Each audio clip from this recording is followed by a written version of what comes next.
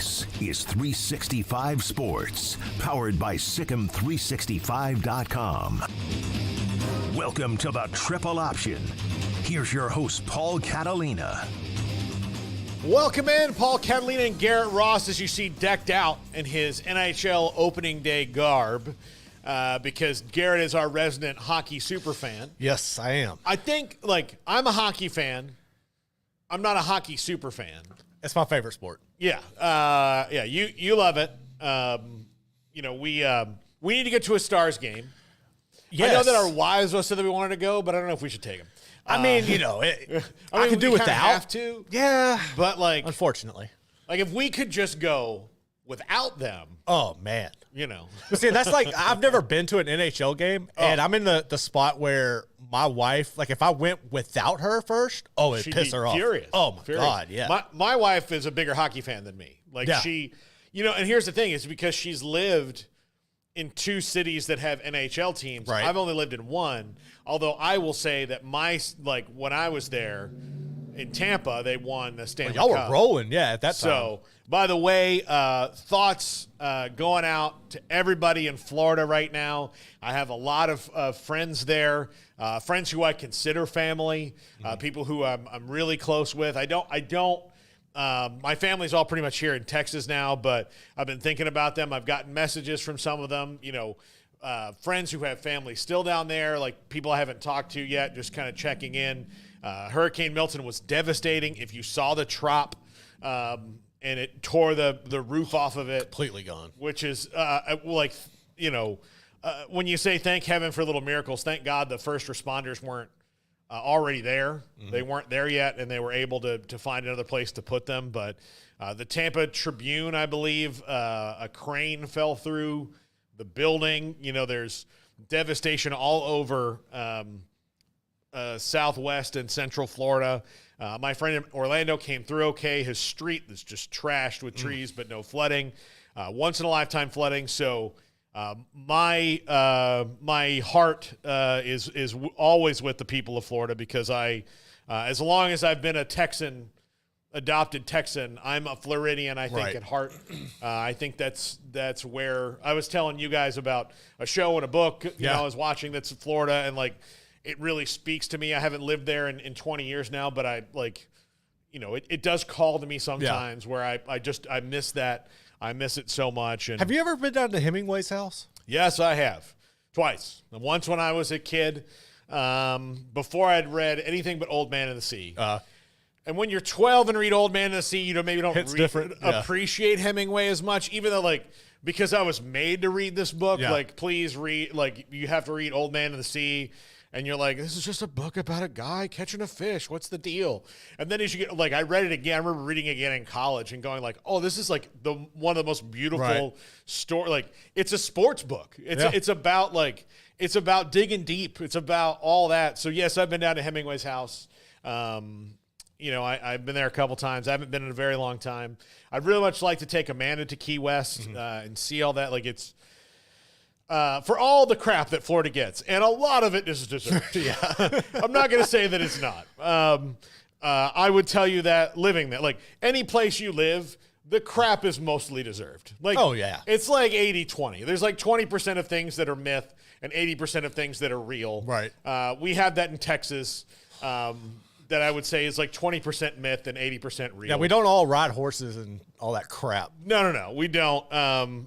But it really is an amazing place, and there are really cool things in Florida. I'm a really big conservationist when it comes to things, especially in that state when you have things like the Everglades and the Keys and this stuff that just doesn't it's just not other places. No, it's right. Very it's unique. unique, and if we don't take care of it, it's going to go away. It's going to not be there, and people won't get to commune with it as much. And so I know that's really hippie sounding, but speaks to me. That's how I know that when I was a kid and in the outdoors in Florida, you really you see some cool stuff. Oh, I bet. It's scary to see an alligator in person, but also you're hell yeah. Yeah, that's pretty badass. We saw a gator. Nothing happened. took care of it. I'm not scared of those things. I think the only one I've seen wild gator I've seen was on I-10 leaving New Orleans, and it was just like posted up on the side of the highway. Yeah, and I was like, man. Yeah, no, and that you see those. It's great. So By the way, Pierre. So Pierre was supposed to be here today. Mm-hmm. He let me know yesterday. And if you guys can maybe guess the tone of this text. Oh, I bet it was just joyful. He was like, hey, I just found out that I've got assigned to go to New York for the WNBA finals. I mean, it's just like, it was one of those things that, like, of all the things you could go to New York last minute for, right? It's not his it's not bag. That thing, yeah. I'll just tell you, it's not his bag. Like, it's fine. Like, I said, well, it's going to be better than it has. He's like, everything's way better than it was when I first got here. Like, right. That's no question about that. But he was just like, I was kind of hoping it would be somebody else. Yeah. But I think the whole, like, you get to a point where it's very cool to travel for work. But when you're especially when you're a market like Minneapolis and you have to travel all the time, like the Twins do something good, you've got to travel. Right. The Vikings, they're traveling with the Vikings everywhere they go because that's the big, that's the NFL. That's the big thing. Yeah. Minnesota, you've got to send somebody there to cover the Gophers. They just beat USC, so like now there's renewed interest in that from even like passive fans, right? And you've got a hockey team. You got a WNBA team. He spent the whole month of June on the road with the Timberwolves. Right. So, like, when you get that, like, next one where it's like, oh, now I have to be gone for another couple days, it really doesn't matter what it is. It'll wear on you, man. What? It'll wear on you. It gets to you because you're like, because you don't.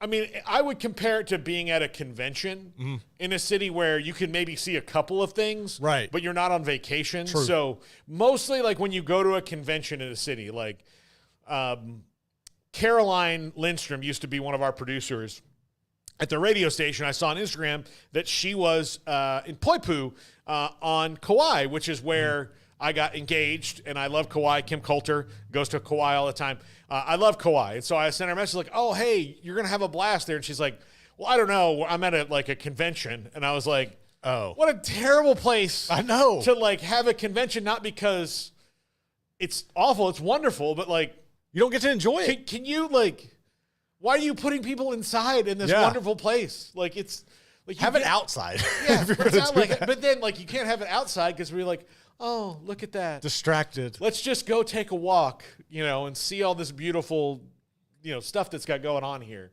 Oh, you can take a boat tour around the coast, and it's unbelievable. And you'll see sea turtles and fish and all these wonderful things. Dolphins and all that. Like, you'll see it all. So it's not great. Like, people have conventions, and like Vegas is a good convention city because it's not an outside city. Everything's inside. It's an inside city. So when you're done, you just stay inside and go do something. And everything's connected too. Like everything's what you're going to do is inside of a casino or something. Yeah. So and New York is a great place to go do things. The thing is that there's a ton of stuff to do. I love covering things in New York. And New York is a good place to cover things because you don't really feel like you missed out because there's always somewhere something you can do like in your little bit of downtime. Right. But you don't get to like, if you've always wanted to go to the 9/11 memorial, or if you always wanted to go to the Museum of Natural History, maybe you have time to do one of those things, but you probably don't, at least not in any kind of way that you would be enjoyable. Right. My mom and I went to the Museum of Natural History a few years ago. It was fun, but we didn't time it out right because they have like summer camps that spend whole days there. You got caught up with all the kids. We thought in the summertime, like that would be the time where there's no kids there and it'd be easier to get around. No. They have a little different than Waco. Wednesday, like I'll tell you, I fought my mom on a lot of like summer camps when I was a kid. If we lived in New York, she's like, hey, I signed you up for the summer camp that goes to the Museum of Natural History every day. I've been like, book it. I'm going to sleep next to a friggin' dinosaur. That was one thing. Like when we went to DC a few years back, they had still the Smithsonian. We didn't get to go to any of them because it was like right after COVID. Yeah. And that was one thing that was really kind of disheartening because I really wanted to go check those out. But we still got to go to like the Ford Museum and everything. But I really missed out on getting to go to the Smithsonian with that. That was one thing I wanted to do. Yeah. I haven't been to the Smithsonian since I was 16 years old. And that's another great one. So, Garrett, again, hearts out to Florida, all that going on. Let's get to today. We really just have kind of one topic that we'll go through, which is I think this weekend is the payoff of realignment. Of all the strife and ugliness and stress, this is our first real realignment payoff. We're at the midpoint of the season, and now we're starting to see the matchups that we were sold. Right? Like, this is why this is good. Because I think on the outside of realignment, you're like, well, do I care about this? Or, like, what's the benefit to me as a football fan? You know, but when you have Oregon and Ohio State and K-State and Colorado, I mean, Ole Miss and LSU would have happened anyway, but still the fact that it's, you know, a part of this weekend that you have these things and you have the big time matchups inside conferences, I think this is the payoff that we deserve as fans for all of the uprooting and change that we've experienced in the last 3 years. So I'm very excited about this college football weekend. I have to do comedy on Saturday night. Oh, no. Which I'm not a great scheduler. Like, I really should turn it all over to Amanda. But when I try to do that, she's like, I don't want to do that. Right, I'm not your receptionist. Oh, yeah, I know. She's like, are you going to pay me to do that? I'm like, you get to live in the house. Yeah. You know. I bought you food. Those are things, like, you know, I pay the bills here. Isn't that enough? She's like, no, that's just part of being married. It's rigged, man. You made that financial choice when you decided to have me move here. That's okay. Fair point. So are you going to miss like the entire K-State Colorado game? No, but not the entire game. The show's at 7-ish. We'll be done by 9. No, I won't so miss you'll be that right game on at all. time then. I'll be right on time for that one. Yeah. I'll be right on time for that one. Will I be able to stay awake for the whole game? That probably not. That's a question that comes with, can you defeat middle age for one day? I'm going to tell you right now, I'm not making it past halftime. Yeah. I can't. No. I literally have tried to stay up for these games. And I think it's cool, especially great for the Big 12, that you're getting more marquee matchups and you're getting the mainstream exposure that you are now. But at the same time, like, a lot of people, speaking personally for me, I can't stay up for these games. I don't know how many people truly can. Like, Craig is perfect for them because he's a night owl. But, dude, I can't catch half of these. Okay. I will, if you would like to, I left Texas OU out of this. Again, a game that would have happened, but still, it's part of this weekend. I would like to describe to you, like, if you want me, I can't describe to you how Craig is a night owl compared to a morning person. Oh, but if you would like to know, it's not this week because we don't have a pregame show this week because Baylor's on bye. Thank God. But next week, when we do the pregame show at 9 o'clock in the morning. Yep. Well, watch the first 10 minutes of Craig. Hold on, though. Next week might not be as bad because Midway's on a bye. Okay. But you catch them after a Midway game and then a Midway road game. Midway road game and then 9 a.m. start for the pregame show. Not pleasant. You'll see Craig, not the morning person. Yep. And you've never had to fly with Craig in the morning. No, I think our Super Bowl, our Big 12 Media Days flight wasn't early. It wasn't early. That was about the earliest. I think the earliest I haven't flown early with him, but I think probably meeting when we did the Big 12 Pro Day. He was up pretty early. Yeah. Oh, Big 12 Media Day. Yeah. Oh, yeah, that was early, yeah. Yeah, that's true. You won't see Craig at the gate until right before we leave. Right. I don't blame him, man. He won't. I don't blame him, but he's a night owl. He's absolutely a night owl. So I'm not gonna make the guy be because you and I are morning people. We get up straight early. Morning person. I don't know what Emory is. I'm not sure. Emory just makes it happen. That's why I hate if Baylor plays a night game and I gotta do the post game. I don't even know if I can make it to the post. It's miserable. Were you here with me when they played at BYU, Garrett? No. Okay. So Jacob produced that one. I did not. So I don't know if I would have made that. I almost did. There were points during the overtime of that game where I was like, yeah. And the late night stuff is awesome that you can watch. That football's on from 11 o'clock in the morning until 1 o'clock in the morning. That's great. If I was single and 31, that's what I'd be doing.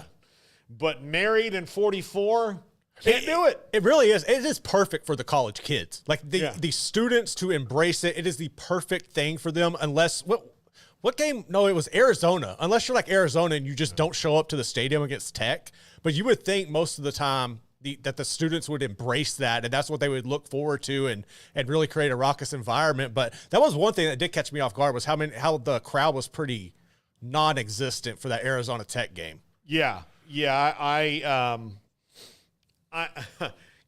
was surprised. At that. But Tucson shuts down early, and it's kind of a weird city. It's not Tempe. No, right? Not at all. But look, Tempe's just now understanding what it's like to see a win in a football game again. Yeah. And so that's another interesting game this week we'll talk about later on is Utah and Arizona State. That one is Friday. It's tomorrow night. Mm-hmm. That kind of kicks off the weekend. That one I'm very intrigued by because if Cam Rising doesn't play, all bets are off in this thing. Yeah. And Arizona State, Sam Levitt's better every week. Cam Scadaboo's really good. But we'll get to that. They're not scared of Utah. They've seen them. Yeah, they don't that's the other thing. Yeah, they're probably not intimidated. So, I think the most underrated game this week for me is got to be Vanderbilt and Kentucky. Because how does Vanderbilt respond coming off that win? They have a drop-off. Yeah. But Kentucky also, though, right? Because Kentucky was able to take care of Ole Miss. Yeah. But, like, that defense going against Diego Pavia, that's going to be fun as hell. Yeah. Absolutely. So,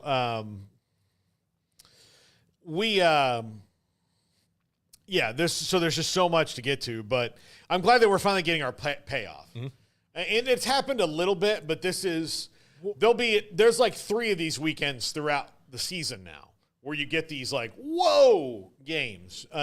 Look, Texas has 2 in a row. They've got Oklahoma, which is their biggest rival. And then they've got Georgia, which is something, everybody wants to see. Like that's the measuring stick.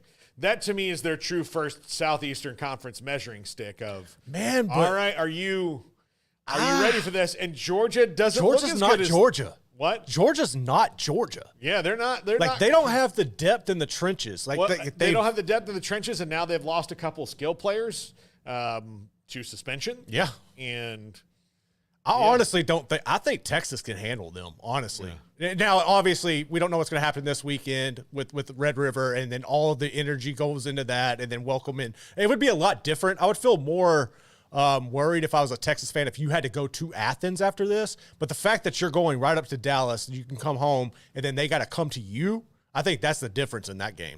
Yeah. I think so. I think that's a huge difference. But again, like there's a lot of things to get to this weekend. We'll take a break right here. We'll come back. We'll dive into each individual game. We'll just go into Texas OU and Arizona and Utah, and K-State and Colorado, and kind of go through those things. This is the triple option, the one true triple option. Yeah, buddy. The only triple option that matters. Screw you, Urban Meyer. Yeah, that's right. Yeah. I'm coming for you, Fox. Listen, Rupert Murdoch, if you're listening, I'm not afraid of you, buddy. I'm not afraid of your sons. I'm not afraid of somebody named Rupert. I'll just tell you right now. There you go. If your name is Rupert, I'm not afraid of you. Okay, I'm not afraid. Like I don't care. Look, when I'm done with you, when I'm done with them, the stuff that happened with all the women they tortured, that's not even going to be. That's going to be second nature. So. The emotional prison they kept half of their broadcasters in. Hey. That won't even factor. So, I guess Roger Ailes is gone. I think maybe that's not fair that I say that now. But I'm here. Look, you made a deal with the devil when you let Urban Meyer steal my podcast name. I don't even care about Rob Stone and Mark Ingram in this. They're just collateral damage. They're just collateral damage. When you stole my podcast name and made my SEO optimization that much freaking harder, you made an enemy in me, Murdoch. An enemy.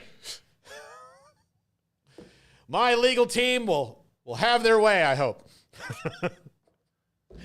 So, no one's going to take me seriously at all either. They should. They should. I know. It's hard to take me seriously. You got a squad behind you. Nice little legal squad. Yeah, I do. I've got Johnny Cochran. I've got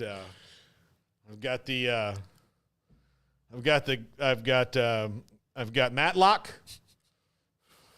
Not the new one, right? Or the old one? Have you seen the new one? Listen, I have Andy Griffith and Kathy Bates. There you go. It's a tag team, man. That's how passionate people are to my cause. I've got Sam Waterston from Law and Order, who's the best Law and Order character ever, outside of Jerry Orbach. I've got Robert Downey Jr. from that movie The Judge. He was really good in that one. So those are the people who are behind me. Fictitious, alive, doesn't matter. They believe in the cause. This is the Triple Option on 365 Sports.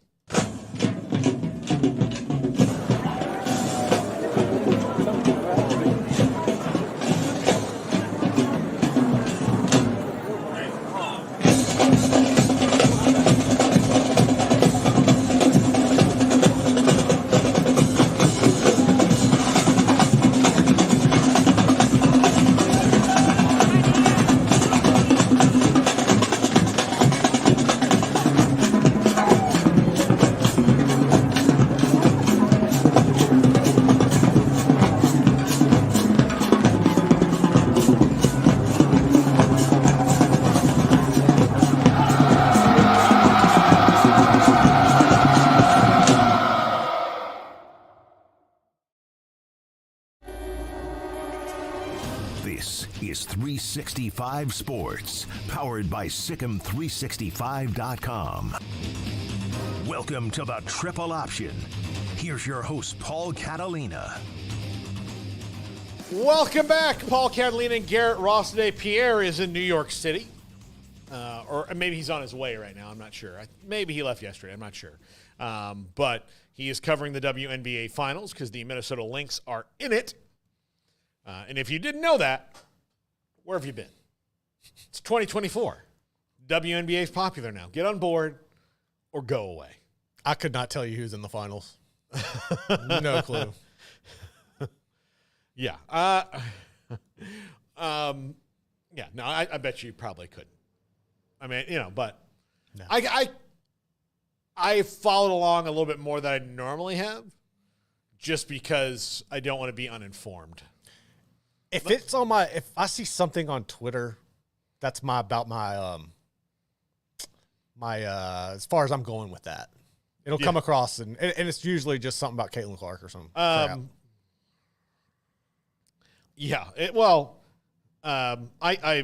And mostly like it's manufactured stories around Caitlin Clark. Oh my gosh, this happened. Like, all right, look.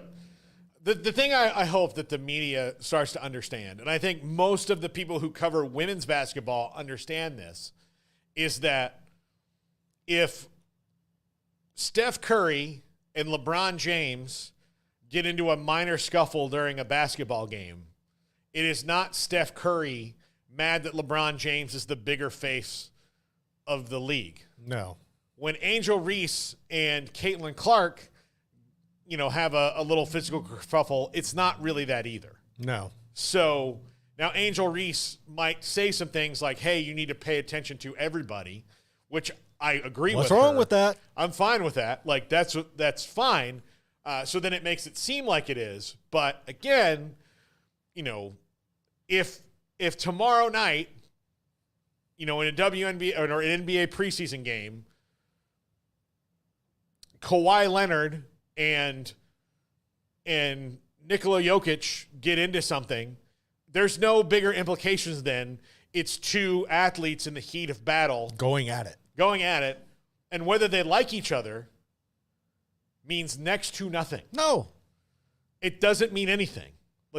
Oh, wow, Kawhi and Joker don't get along. Who gives a crap? Like, who cares? Like, these things are good for ooh, wow, yeah, That's what makes it better. So, like, when you're watching women's basketball now, when you're watching the WNBA, and it's like Angel Reese and Caitlin Clark, yeah, they have a Magic versus Bird type it's rivalry. the exact same thing. Live into it. Lean into it. Don't question why it exists. You know, like Magic and Bird made it work for them. Yeah. And guess what? They're friends now. Absolutely. They weren't when they were playing against each other all that much. And there's nothing wrong with that. Yeah, again. It's good. Why do we live in a world like where everybody has to be friends? I have no idea. We should aspire to civility, but not across the board friendship.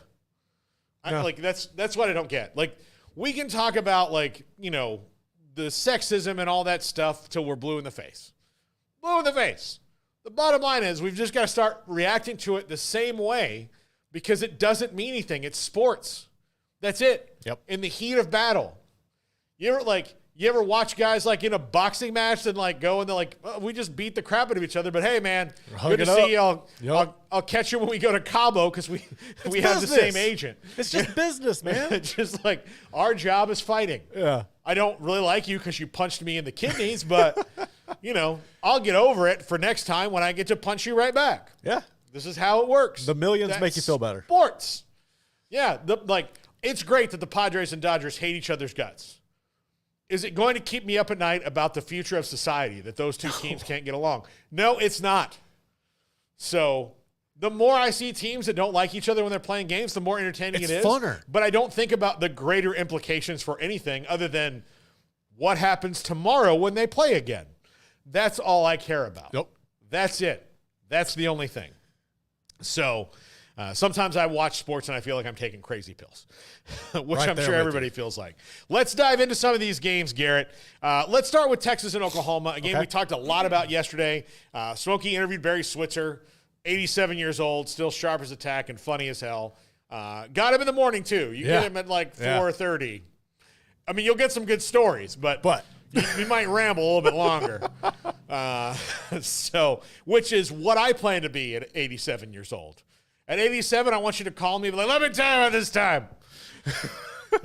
Sit down. I got a story for you. You're never going to believe this. Hold on. Son, get me another one of those. That's my goal at 87. Yeah. No rocks. Just all in your underwear. No rocks. I'm not a child. But Texas and OU. Texas is a huge favorite in this game, which is not normal for this rivalry. I don't think that they'll hit the spread in this. Personally, I don't either. I think Oklahoma's a little bit better than they're getting credit for right now. But I still think Texas is going to win the game. They've just got too much. Oklahoma doesn't have depth. Deion Burks, they're not going to play confirmed now. They're not expecting him to play, so it means he's not going to play. So since you're down a weapon and you're not as deep, that's where Texas gets them. But I do expect weirdness because this is what happens with this game all the time. You get in the Cotton Bowl. Part of it, I think, is this. Kim Coulter brought this up yesterday on the chat. He was like, the Cotton Bowl's a dump. You know, it's one of the worst stadiums he's ever been to. It's an absolute dump. It's been around too long. You know, they try to remodel it, they try to make it better. Really, they just need to, like, knock it over and build something else in its place. That's where initially the Cowboys wanted to be. And then the mayor of Dallas is like, no, we're not going to give the billionaire any money. And then the mayor of Arlington's like, we'll give every billionaire money. We need We're the entertainment capital of the Metroplex. Move the Oklahoma City Thunder here. We don't care. We'll give them money. I don't Everybody's like, hell yeah. That's a nightmare Emory has of the Oklahoma City Thunder moving anywhere. Yeah. Like, oh, Seattle's going to get another franchise. Like, no, it's just going to get another rich guy who's going to bring it back. Yeah. Like that's what their fear is. They wake up in the middle of the night. That's when you stay at that Skirvin Hotel right down the way that you hear the ghost, and it's not the lady and her baby. It's the ghost of Seattle going, like, we're taking it back. You guys stole Kevin Durant from us. You bastards. Oh, good. They're still there. Is it still Chesapeake Arena? Is that what it is? PayPal. Paycom Arena. Paycom. At Paycom Arena right down the street there. So, no, I think that Texas and OU should be a really, really normal Texas No-U game. And because of the thing about the stadium, they're both going into places that it's a place that's way not as nice as where they're used to. So then that throws you off. It's a 2:30 kickoff, so that should maybe make this a little bit less weird. But I do think the 11 o'clock kicks, because Texas No-U usually only get 2 a year, and it's when they play their FCS opponent and this one. But now that it's at 2:30, that should be very interesting. So, but I even though I think Texas is going to win, and it may not be dire at the end, I still don't think 14.5 is where I would go on this. I'm honestly excited to see how Oklahoma's defense handles Texas, because, they've seen explosive offenses in Tennessee recently. They were able to go on the road and play a very physical team in Auburn, where they were able to come out with a win. So putting both of those things together with Texas, you're going to have that explosive offense plus that physicality. That's going to be interesting to me. I like what I've seen from Oklahoma's defense. I just don't think they can match the playmakers from Texas. But at the same time, how rusty is Quinn Ewers going to be back coming back to this game? I think there's going to be some opportunities for Oklahoma's secondary to pick him off, because I really do think that front seven can get after him a little bit. But at the same time, Texas is just so loaded, and I think that the talent disparity that they have will play out in the end. But I don't think this is going to be a blowout. I think this is one that the defense for Oklahoma can keep Texas at bay a little bit and cause some disruptions, but it should be a fun matchup regardless. But I think Texas gets the dub. Yeah, I do too. I completely agree with that. I think that they get the win. But and look, Quinn Ewers is going to be back, so that could be a whole they don't really lose anything with either quarterback at all. One that's not a ranked versus ranked, but it's close, is Penn State and USC. USC is at home. Penn State's on the road. I haven't seen Penn State be completely they're number 4 in the country for a reason. This is the best you've seen a James Franklin team look. Andy Kotelnicki. The offense, Kotelnicki saved the offense. He's made the offense totally different. USC's got to find that again. Their defense is better, but its weakness is kind of when you run right at it. And now with a little less depth on the defensive line, I think that's going to Michigan beat USC with 3 long runs. Right. That's the only thing that they did all day was Cal Mullings had 3 long runs. And that happened because Minnesota was able to run right up the middle against them.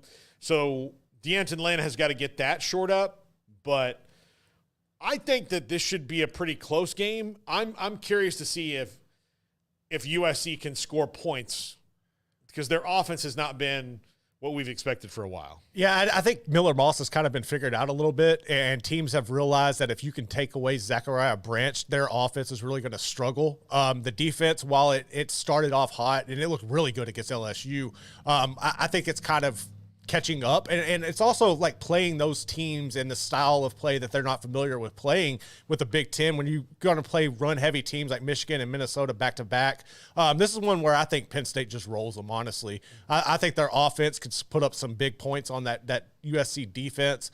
I think that the physicality of Penn State's defense will ultimately be the deciding factor in this game. I think they rocked Miller Moss a few times, but I think this is one where reality is about to start setting in for the Trojans, that it's a little different in the Big Ten. Yeah. Here's an interesting thing. This is not a big game. It's a big rivalry game, but it's not a big game at all, because Tennessee, I would think, would bounce back and beat Florida, especially at home. They should win that game. This could be every week could be Billy Napier's last week.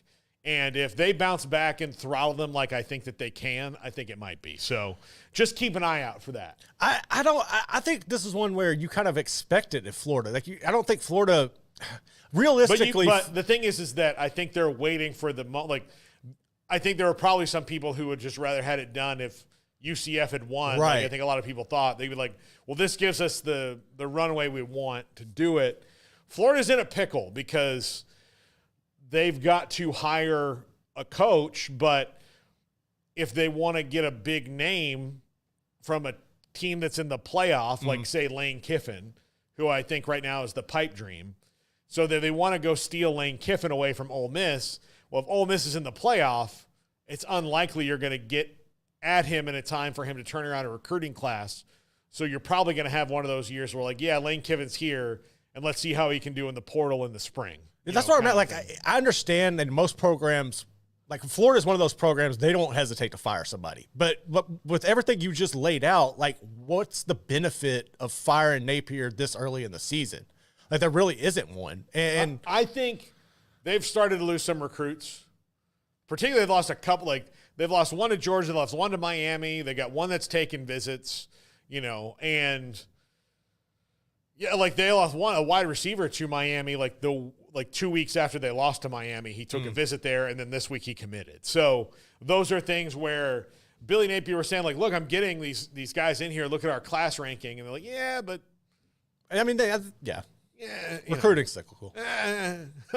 Like, all right. So that was he's losing his last little hold on it. Yeah. And I think they need to, because they've got to retain DJ Lagway. I think it's probably better to let him go early, just so that you can inform DJ Lagway that a change in the program is coming. I just don't think you should build anything around one player, but I do think that given the transfer portal and how he could just easily be like, all right, screw this, like just let him know that you're swinging for the fences. I just don't know how much players that you like that are there. I just don't know how much of the Lagway situation is on Napier being the coach versus being at Florida and getting the money you're going to be able to make and be able to be the face that brings Florida back. That I think there's more to it than just, I think they can hold on to Lagway with or without Napier. I don't think Napier's the saving grace to keeping Lagway in place in Gainesville. I think they can let him go, bring somebody else in, and I think it's bigger to Lagway than just the coach, and I think they can hold on to him regardless. Yeah, absolutely. So I think Lagway's going to stay. I just think that like for the players in the program who feel the weight of this impending change, I think you should just go ahead and make it. Yeah. And tell them, like, hey, we're changing. Please stay here. Let the collective start raising money for the retention of the guys that you want, like those kind of things, and then move on. Ole Miss and LSU, Garrett. Mm-hmm. This game was like 55-52 last year, something like that. Yeah. It was stupid. Does LSU have the secondary to keep up with this? Up front, they've been really good the last couple of games. They have. Jackson Dart, letting the ball go deep to Trey Harris and the rest of the guys that they have, Juice Wells, kind of scares me for LSU. It does. I think this will be a shootout. Now, Trey Harris is still kind of up in the air on his status, but on the flip side, LSU's looking at going to be without Chris Hilton. Well, they've been without Chris Hilton all year long, but CJ Daniels, their other receiver, isn't going to play. Caden Durham is kind of questionable, so you got some of your star power for LSU's offense that's on the fence. I think Durham will play, but no, man, I think, honestly, Jackson Dart can torch this defense because LSU's defense is nowhere near as good as what Kentucky's is, which is weird to say. But that's been their biggest Achilles heel the past few years is the defense, and I think that LSU could score with Ole Miss. I'm more confident about LSU being able to get the win than I was even a couple of weeks ago. Ever since even before the season, I had this penciled in as an L for LSU just because of what Ole Miss is able to do, but after watching the Rebs over the past few weeks, I think LSU can beat them. And the fact that it was embarrassing for them to lose last year, you're coming off a bye week where you're looking at Ole Miss coming off a loss. I think that benefits LSU. Plus, you go back into Tiger Stadium. I think it's going to be another shootout, but I honestly can kind of see LSU getting the win in this one. Yeah. By the way, let's just throw out some stats for you here, buddy. Jackson Dart. 2,100 yards passing on the season, 73% completion percentage, 13 touchdowns, 2 interceptions. And of those 127 completions, 52 of them are to Trey Harris. Yeah. Not being talked about enough, getting a little overshadowed, but he is tearing it up. And Juice Wells is one of the other receivers, and Caden Lee are both pretty good in their own right, but Trey Harris is just different, just chomping up the targets. Henry Parrish Jr. at running back's been really good for them too. He was at Ole Miss, transferred to Miami, transferred back. So That's going to be tough. But I agree with you. I think LSU. I feel better about LSU they're today different than I did 2 weeks ago. And I think it really comes down to Caden Durham. Like LSU had no rushing attack, and it was just you're living by the deep ball. And people started realizing that. They took away Kyron Lacey, and they forced you just to throw down to Mason Taylor, and you had nothing going. Now you have Caden Durham. That's totally different. Yeah, absolutely. The offensive line has been playing a lot better. It has. I was really worried about Will Campbell. I was starting to think he was being overrated, honestly, because he gave up some it's Emory Jones. Emory Jones there, too. Will Campbell was more like he was looking a little rough there for a start. Absolutely. All right, let's talk Ohio State and Oregon. At Autzen Stadium, really tough place to play. This is a rematch of a national championship game, one that I was at in Arlington, Texas, future home of the Oklahoma City Thunder. I just want to see Emory. I want to see Emory angry for once in his life. Yeah, I want to see the Bronco side of Emory. That's what I want to see. Break out the Bronco. But no, like my question in this one is anyone deep enough in the Big Ten to hang with Ohio State? I don't think so. I think that's what it's going to come down to. Like the home field advantage will be. They're a home dog. Like that should help them a little bit.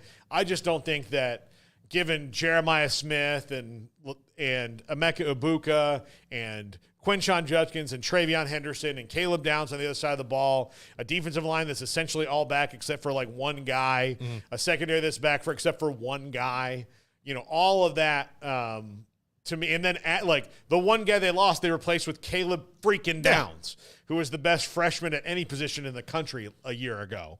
So I don't think it's going to be close. I think Ohio State wins this game is just on depth. I honestly think Ohio State can make an example out of Oregon.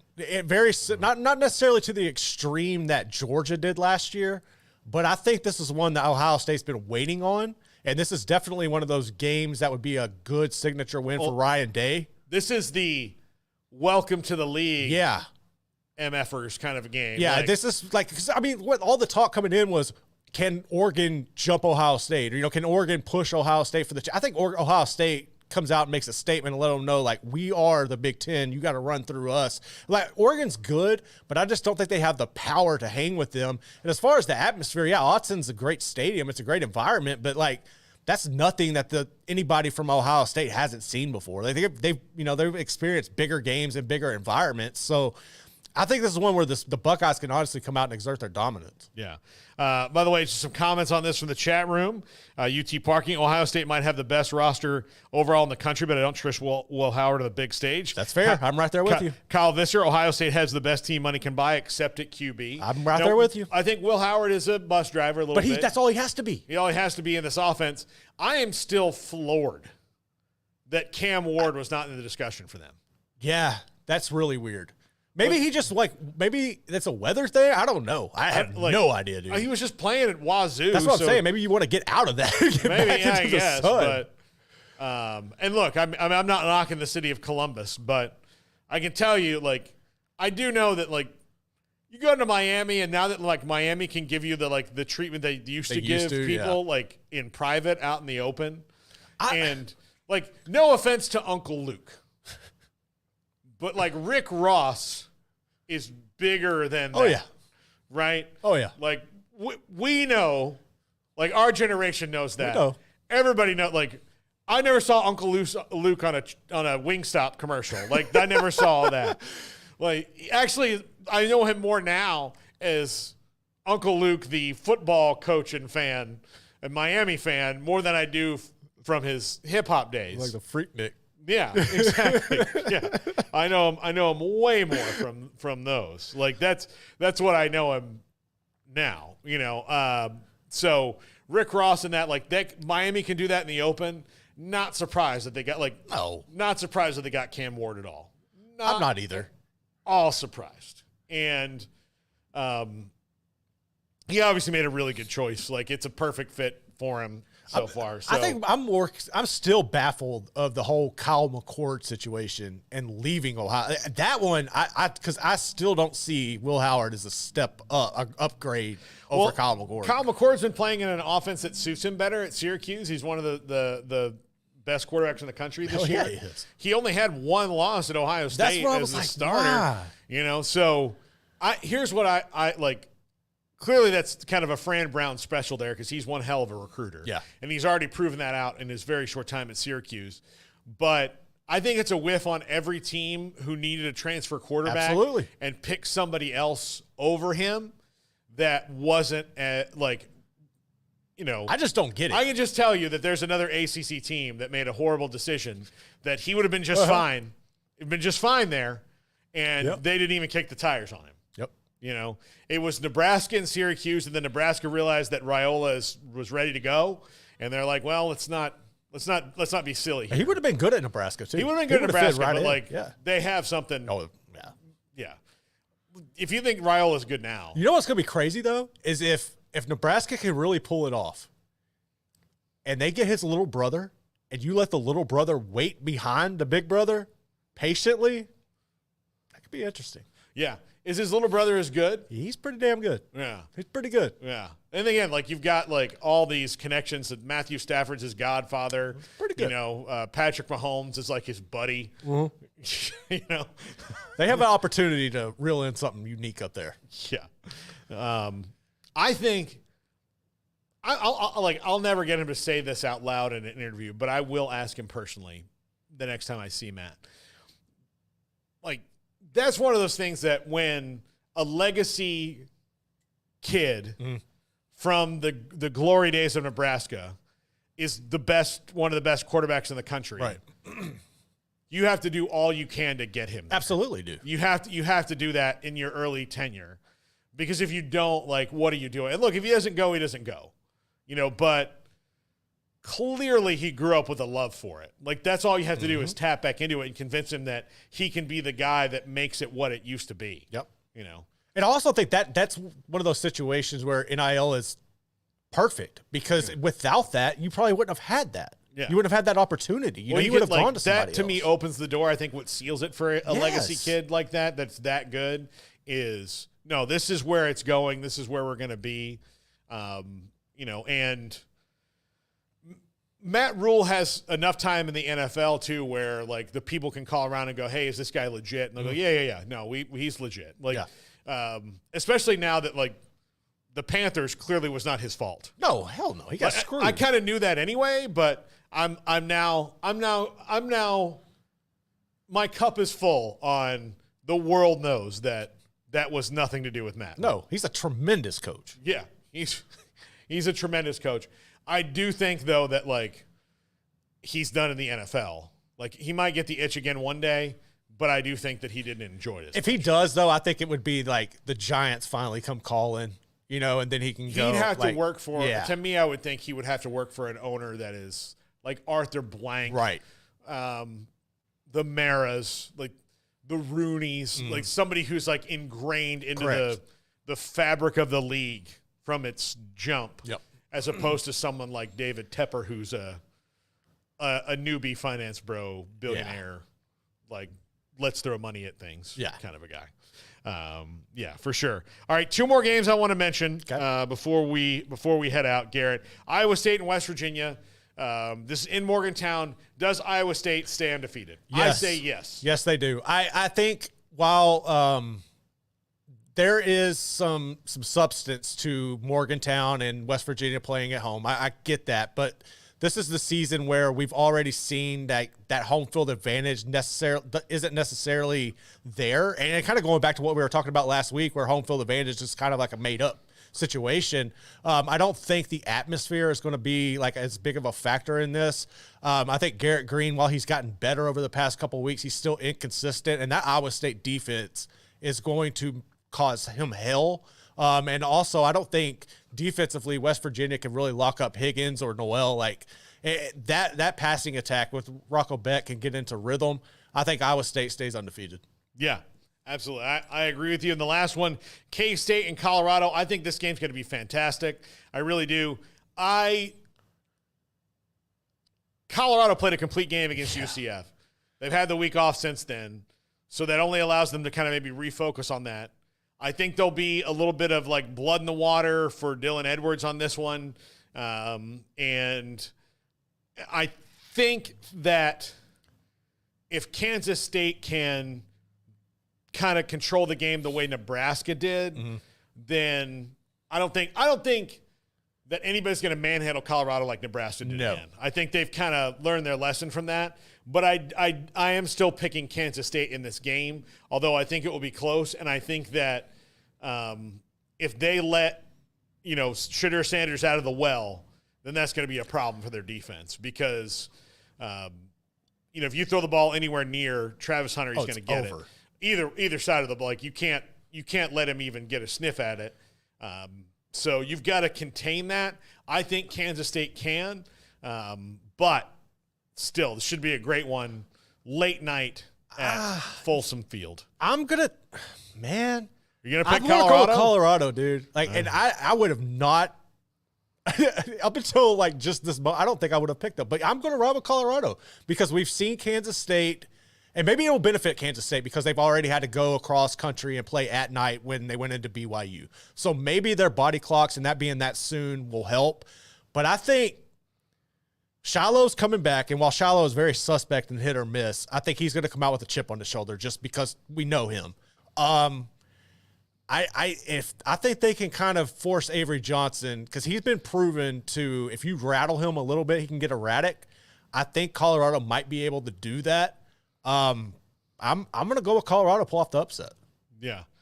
Okay, there you go. Garrett calling Colorado over K-State. And I mean, hey. Yeah. All right, look. Hey, in our picks, you've got to play a little catch-up, okay? I'm doing better, but yes. You're doing better. You're within striking distance of the other people. But Craig, we need Craig to have a down week. Craig had a horrible week one. Since then, dude's been on a tear. Yeah. An absolute tear. And oddly, and I didn't realize this until last year when me and Jack were doing picks, Jack can oddly pick some damn games too. He's pretty good. Here's the thing that Craig has that Jack doesn't. An emotionless look at everything. Yep. Jack and you and me and Smokey let our emotions get in the way. Yep. Craig can turn them off and make the picks. Yep. So, because he won last year.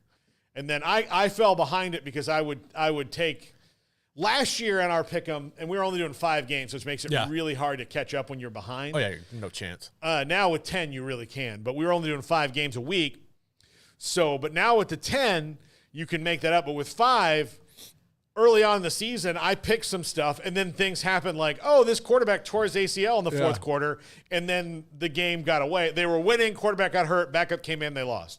Or field goal got blocked, they would have won the game. Like, if we were picking against the spread, I would have dominated the two of them because I was right on these are flip games. Right. More than they were. The problem, the fact that they were a flip game, the problem was the flip didn't happen for some weird reason about 4 or 5 times early in the season, and then I was just chasing them after that. Yeah. So I had to go weeks where I just picked the same as them, and then I would try to snipe one here and there, and then you get one, you lose one, you get one, you lose one, and you're just kind of in the same spot, And then one week you go for 2, you get them both wrong, and then you're 2 behind. Yeah, I think it's funny that you mentioned the emotion because, last year, it really happened last year, and then it happened to me early this year where I picked Florida. I picked Florida to go into Utah last year, which was stupid. And then I can't remember who they were playing earlier this year, and I picked them as well, and they got beat. So my emotions were I already hate this university and everything about it. I'm never going to pick them again. So last week when they were playing UCF, I totally just went for the Knights. I was like, screw Florida.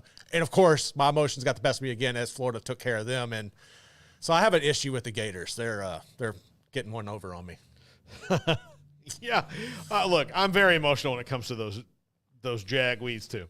I really am. So, all right, well, that's going to do it for us. Today on the show, we've got Sam Kahn, we've got Max Olson, we've got Taylor McGarg, we've got Mickey Spagnola, and Zach Gelb. Yep. So we have a loaded show today, and I can't wait for it. Also, this could be the day. Well, this is definitely the day early in the show.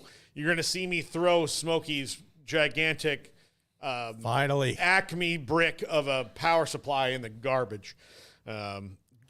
I'm going to take a second and tell you guys, like, you don't know how annoying a thing can get in your office until you've had to move furniture, literal furniture around for this one thing that's not as big as the furniture. Yeah. When you have to build a shelf, when Jack had to build a shelf on the desk, which is, it's not gone, it's just right over there. Yep. But there is a shelf he built specifically so that thing would stop falling and knocking our headphones out. I am so thrilled that it gets to die today. You have no idea. I told the guys that this was like Office Space. Absolutely. And the fax machine. Yes. This is how I feel about this thing. I cannot wait for him to get here and us on the show for me to throw it in the damn trash can. I hate this stupid inanimate object so much. So much. You have no idea how in the way it's been. And while I know that most of you don't, or many of you don't care for my antics, they don't care, or it doesn't affect you. I know that there's something in your office, in your house, that you don't want there, and against your will, you've been forced to keep it there. Whether it's a knickknack, a piece of furniture, how somebody has their desk set up in the cubicle, all of that. Like when the annoying guy gets fired and all his little tchotchkes go away. Oh, man. Garrett, we love him. It was coming. We love him to death. We love him to death. But Ward White, who worked at our old radio station, had a million bobbleheads and different things on his desk. And then he also had a shelf that had them as well in the office. And originally that office was just for two people. It was for me and Smokey. And then Smokey moved an office down the hall. And then they moved in it was the sports office, which was fine. We had a good setup, although I did not like what Gary did with my desk. But we'll put it in the corner over there? Yeah, didn't like that. I had a perfect setup. Even still, I digress. He just kept adding more and more to it. And then they moved him into the production office, but he decided he was going to keep two desks. So eventually, because I can't remember what happened, I think it was something with our mini fridge. I can't remember. I can't remember what it was, but Q and I reached a breaking point and moved all his stuff into the production office while he wasn't there and said, listen, you can have a desk in here. Mm-hmm. You don't get two desks. Like that's not how it's going to work. That's not how this works. It was encroaching on everyone. Like it was like living with an old lady who collects like a hoarder. Yes. Like Russian nesting dolls. Like every time you go over, like there's more and more and more. And you're like, Grandma, I don't think you have enough space. You're like, oh, no. Oh, so if you've experienced that, now this is just one thing, but it's a thing that has fallen on my leg more times than I care to admit. It's personal, man.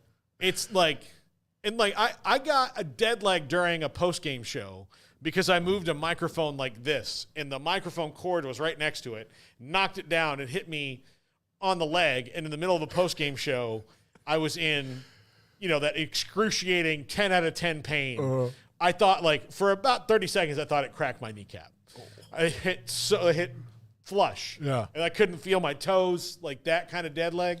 Oh, I cannot wait. I cannot. You could sell a magazine to me with me throwing this away in it. That's how much I would want to look at it. That's how much I hate this thing. You could I'll do a documentary about this power supply and the torture it's caused all of us here. But today's a glorious day. So I can't wait for it. And I can't believe I just spent 7 minutes talking about. That's how serious this is. About that. But it's been 4 years of having this thing in the way. Like literally in every corner of this room. And it's finally gone. Finally gone. I think it'll improve Smokey and Craig's relationship, quite honestly. I hope so. It'll be great. It's going to be great for all of us. This is a team building moment, like where we really do good work together. But I think moving forward, like you've not even seen our best. This is the difference. And this is a moment that's going to come. And Smokey only has watched this show one time, so I know he's not going to see this at all. Somebody's going to clip it. Somebody's going to clip it and send it to him. And I have no problem with him seeing it. He knows how I feel about it. Yep. Well, I've been very open for 4 years. Yes. So it's not a secret. It's not a secret at all. But great show coming up. We'll see you in an hour, everybody.